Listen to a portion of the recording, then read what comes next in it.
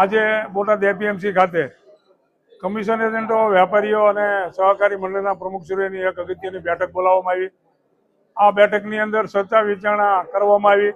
જે છેલ્લા 4-5 દિવસથી અમુક લોકોએ આ એપીએમસી બોટાદની અંદર જે વિષયને ઉપાડ્યો છે એ વિષય અનુસંધાને વિસ્તૃત ચર્ચા કરી અને આગામી દિવસોમાં એપીએમસી ખાતેથી જે માલની હરાજી થશે એ માલની હરાજી કોઈ જીનર્સને અહીંયા ત્યાં માલ જશે, ત્યાં કોઈ પણ પ્રકારનો વિવાદ થશે તો અમારા ઇન્સ્પેક્ટરો હાજર રહી અને એ વિવાદનો અંત લાવશે. કોઈ પણ ખેડૂતને અન્યાય નહીં થાય અને કોઈ પણ સંજોગોમાં અમે કરડો ચલાવશું નહીં.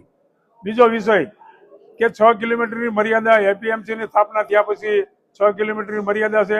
એવો નિર્ણય કરવામાં આવ્યો છે કે 6 કિલોમીટરથી વધારે કોઈ પણ જીનર્સના જીનો દૂર છે તો એને બોલાવી અને એમની સાથે બેઠક કરી અને 6 કિલોમીટરથી વધારે ખેડૂતને માલ લઈ જવામાં અસમર્થતા છે તો એમને પણ વાહનોનું ભાડું નક્કી કરી આપવામાં આવશે.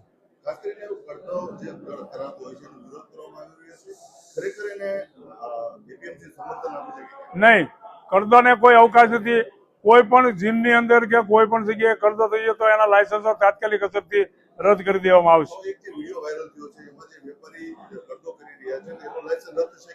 આગામી દિવસોમાં એની પણ આપણે માહિતી એકત્ર કરી રહ્યા છીએ. આગામી દિવસોમાં એની અમે પણ પગલાં લેવામાં આવશે.